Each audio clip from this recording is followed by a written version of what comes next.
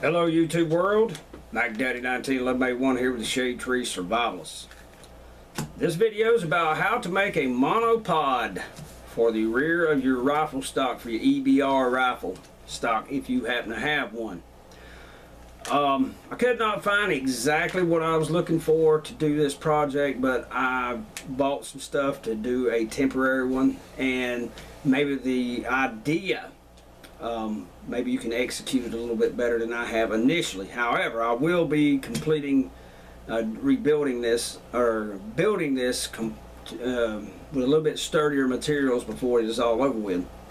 But the idea popped in my head the other night because I've been wanting to do this. When I was down there shooting at the Southwest Georgia Shooting Association's range with Uncle Fester and Irish here a couple of weeks ago, I made some misses I shouldn't have missed, but I had a little bit of wiggle, and one of the reasons is I got a 9-inch Black Hawk bipod, which last week I got a brand new Caldwell 6-inch bipod, and it's in the shop right now. I've been painting it, and I haven't put it on Ole Betsy, but I wanted to figure out a way of how, because the biggest problem was I was on that bench and I was having to shoot, and I'm having to hold my arm way up here. Here's the support arm. Okay, I'm having to hold it up off the bench in order to get my shot down range. If I'd had a shorter bipod, it would have helped a lot. Now I went to the sandbag and I still had some wiggling, jiggling in there, and I just did not like it. And I've seen on these professional guys' rifles, they got a monopod attached to the rear of the stock. I want one too. I went to Sage International's website, could not find one. They don't make one for this particular stock. The ALCS, I think it's ALCS chassis system, aluminum chassis system. That sounds about right. But anywho, they don't make one for this particular stock, and I'm not going out and spending another $200 or $300 on one that has that capability, because those are precision stocks, like the Magpul precision rifle stock, and they're stationary. I want the capability to be able to slide the stock in and out as I need, depending on what I'm wearing and so forth, time of the year. So I didn't want to dump the stock just for that. So here I am, I'm laying in bed, I've got to go to work. Now this was Monday night, and I was like, how can I do that? How can I do that? How can I do that? And I came up with all kinds of ways in my mind to be able to figure that out, and the last thing that popped in my head before I finally went to sleep was a turnbuckle. Now this one here has already been modified. I should have done a video, but I didn't really want to look like an idiot, so I didn't. But basically you've got a right-handed standard type screw pattern on one end with an eye bolt. You know, it's got the little eye. And the other end you've got a left-hand pattern. So when you would normally turn a bolt to the right or clockwise to screw it in, this one here would screw out, and vice versa. This one here is a standard bolt. Don't want to do away with the standard bolt and cut it or anything of that nature. I mean, you want to get rid of it, but you want to make sure this one here you leave so you can cut it. Alright, and you need to cut it so that the threads barely protrude through the bottom of that. But you want to make sure it's long enough that you got all the threads intact that you possibly can. Alright, this thing is 3/4 inches wide. It is the bolts are 1/4 inch by 5 inches long by 3/8 inch is how they got it on here. I don't know, or it's 5.38 inches, but anyway, overall length. But you take the bolt out of this end, the left hand threaded one, right, after you have marked it with a Sharpie or whatever, so you get the maximum amount of threads. You take it out to an angle grinder or a hacksaw or even a file.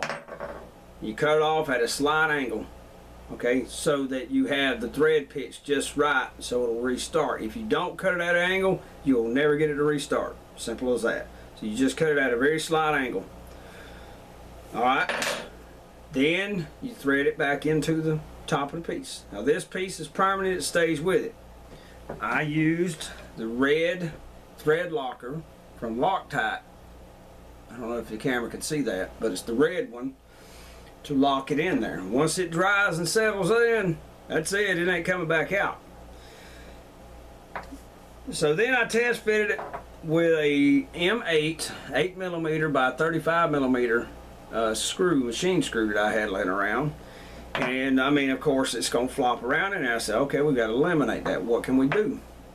So I found these big, thick rubber washers. I think at one time they were appliance defeat for a piece of appliance, some type of heater, whatever, so it wouldn't scuff the floors and whatever the case may be. But I happen to have them, and I said, well, I could put these along each side like this, a little sandwich, and that'll keep it from rattling around. And that worked really well. I said, okay, how do we do that? So what I tried to do is I tried to hold it together like that, shove it down in there, but the way the cheek riser is manufactured, it just gives a hell of a time. That wouldn't work. So I'll show you, I'll actually demonstrate to you how I did that, and how I got it all to work out. Now I've got to keep Betsy's iron off the table or I'll get a beating from Kim. We're going to take one to start with it. The rounded edges you want to the inside, facing it like that, okay, and the flatter side on the metal of the gun, the rifle stock. No, wait a minute, I got it backwards. Got it backwards because of that piece in here. And what I'll do is I'll throw in some still photographs, and I'll have my finger pointing at it, and I'll go ahead and throw one in right now.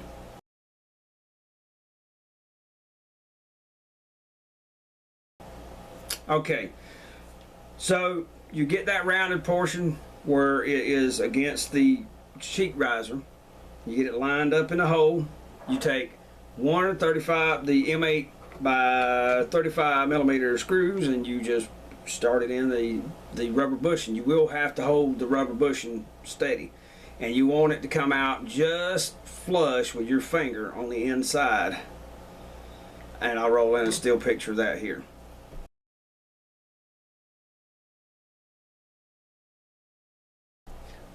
Okay, now you want to roll the rifle over, and you want to do the exact same thing with a second 8mm screw, or its standard equivalent, on the other side.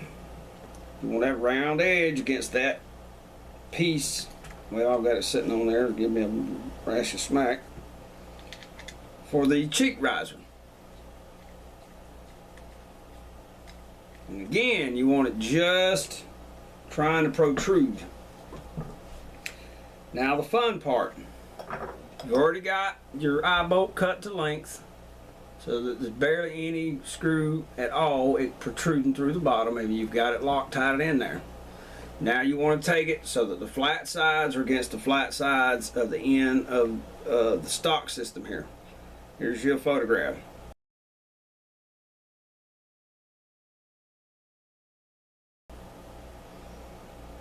Then you want to force it. Oh crap, I didn't have that one screwed in well enough. And when an M8, an 8mm is a big freaking screw. I mean a big old screw. It's almost exactly perfect size. But you can use a, well with this particular one, you can use a standard flathead screwdriver or a big Phillips head to get it started. Alright, I think I got it. Yes, I do. It's holding firm. And you just take the eye and you push like hell and push it in between the two rubber pieces. It's the exact opposite of trying to get into your girlfriend's panties back when you was dating her. And before she became your wife, you know, she's like, hell no, you ain't getting none. What's wrong with you, sucker?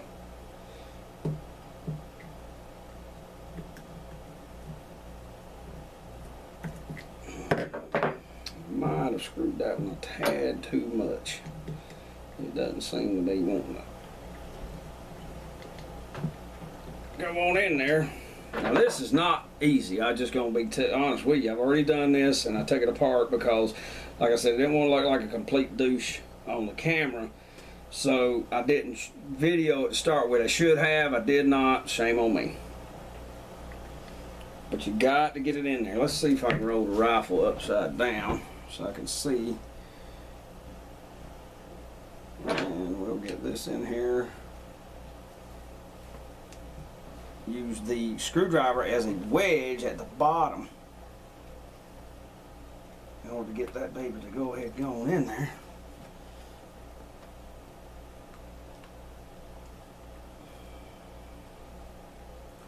I think I got it. I think I can. Alright, now you're going to take your screwdriver, you're going to run in one screw or the other, don't matter which, and to make sure we got it lined up. And then what it'll do is it'll go right on through and start into that other rubber piece, and it'll just push that one screw right out. And I don't believe I have got it yet. Matter of fact, I can tell you right straight up, I know I don't.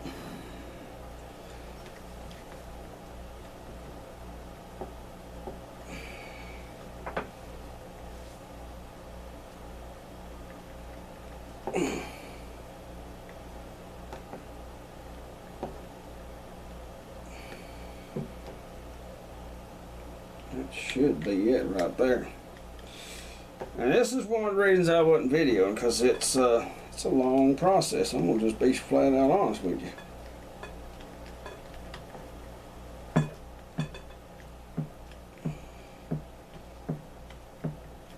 And tomorrow's Thanksgiving. I've made up my mind this is my project for the damn day.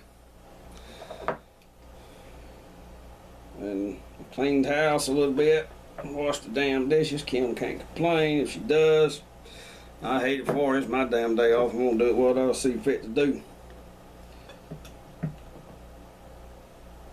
And yeah, I'm just like any other man. I try to keep peace in the house, especially at my old age. But some damn times you just can't, no matter how hard you try.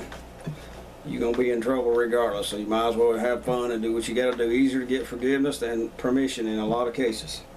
Now, you can see the screw went down. It's quite a bit longer than, or shorter than the other one. So now, back this one just a tad. Run this one in just a tad. I want to keep it lined up so that it'll just come right out the other side instead of getting off at an angle or something because of that rubber.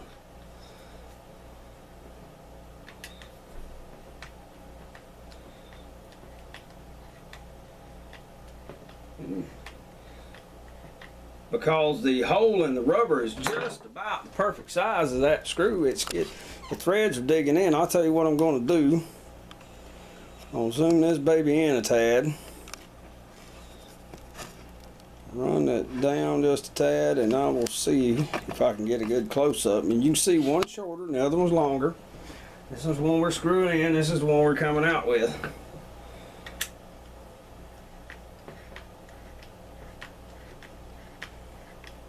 That darn, the way this thing is designed, it looks a lot like the trigger bow of a 1911. Alright, let's screw this one out. Wish I had a smaller screwdriver now. This out. Let's see if we can get this thing going in without having to have a hissy fit to get it all the way through.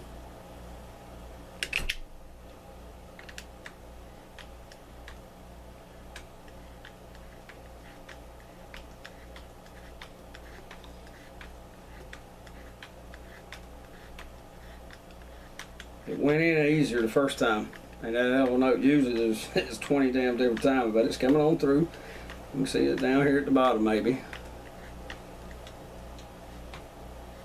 And it's coming right on out.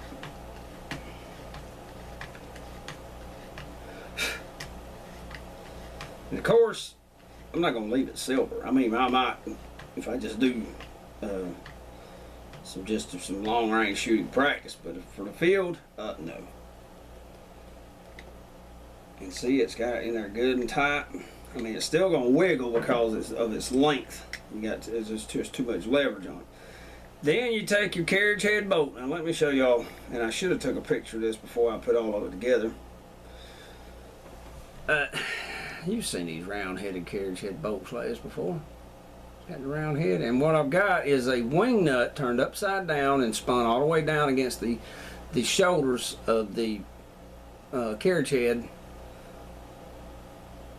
And then I've got a self-locking nylock, self-locking nut run down against that wing on there. And all that's doing is giving me more purchase and preventing the wing nut from moving. And I'll show you why here in a little bit. So I'm going to run this thing in here. And you can see it right here. Boy, the light in here just, God. If I'm not outside, the light sucks. And those are those damn new LEDs, and they're a lot brighter than the other stuff that we had, but we need some 100 watters in there, damn it. But this is going to give you the ability to adjust the rear of the stock up and down. Alright, and here's what it looks like. You can see it right there. And it's good and tight in there. Just bring it back down. Alright, back the camera off. Alright, see, it's setting up like that. Now it's pointing a little high. The barrel is, it's shooting a little high. So what do you do in order to get the barrel down? You just screw that baby out. Alright. And that's pretty down level. It's not quite level. Once I get the shorter bipod, once I've got the paint dry on it and put it on here, it'll be a whole lot better. But just say we're on the bench, or say we're prone, we pull that thing to our shoulder. And I need to show my stock. And you see down here where my hand is? Alright, you're turning this thing in or out in order to raise or lower the rear of the rifle. And then once it's done, you just pull it tight in your shoulder.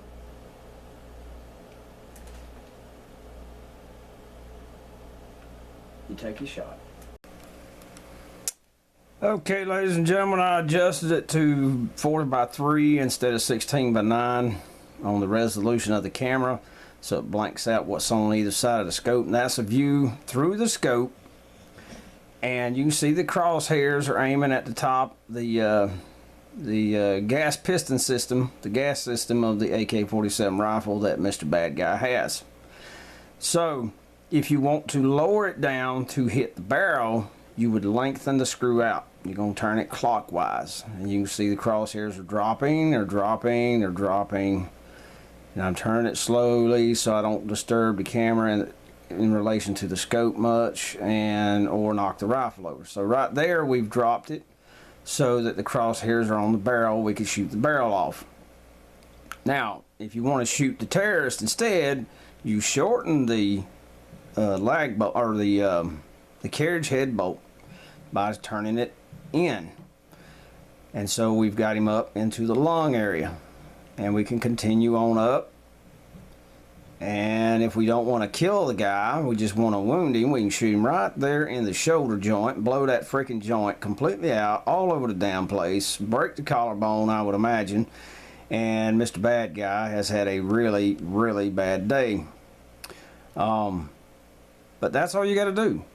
I mean, now of course the target I've got set up is right here inside the house, and in no way, shape, or form, but the thread pitch on the carriage head bolt I am using is a fine thread, so you don't have to turn it. I mean, you have to turn it a lot to get it massive adjustments, but for really precise adjustments, you just turn it a very tiny bit and it'll move it just a touch. As you can see, watch it, I'm going to turn it a half turn. Okay, you see it just barely moves it in. So you really need to make a massive adjustment. Of course, it will pivot on the top of the top eye bolt will pivot in that sandwich of gaskets. So you can make radical adjustments real quick and easy, or you can just turn it down like that. And this would, at a long range shot, that would be a massive radical adjustment.